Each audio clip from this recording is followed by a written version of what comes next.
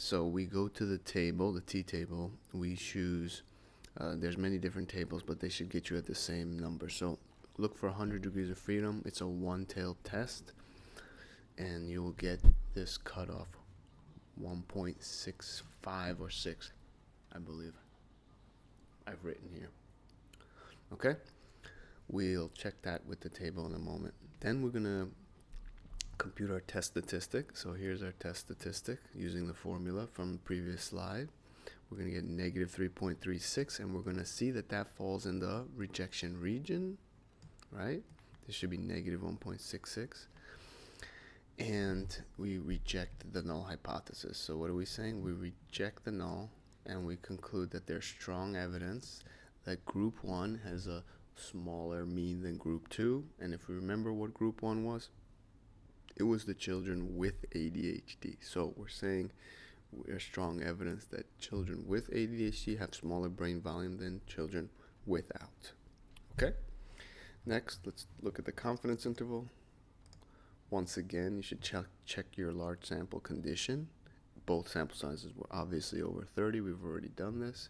Now what we're going to do is get the T multiplier, 1.984, and get our margin of error. So here's the standard deviations. I've computed it on the side here. Squared over sample size 1, standard deviation group 2 squared, i.e. variance, over sample size 2, standard error 13.415. Here is the difference between the two means. Make sure you compute this difference in the right order, okay, like I've done here.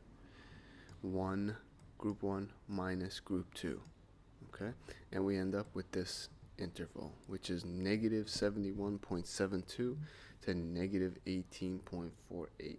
Now when you interpret these two sample comparison confidence intervals, what you should really be focusing on is a special number, the number 0. Why? Because when you're taking the difference between any two things, 0 is a special place. It's the place where there's no difference.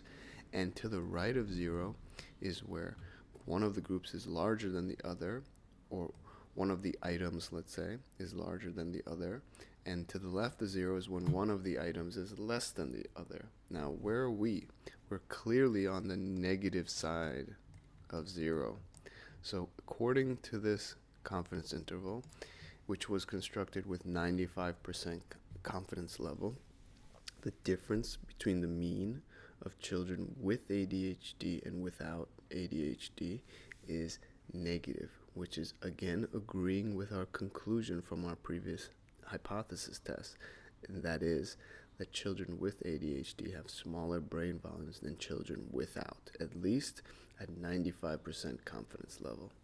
Okay, so you can obviously pause and rewatch all of this, work on these problems on your own before you look at my answers and conclusions. All right, hope you have a great day.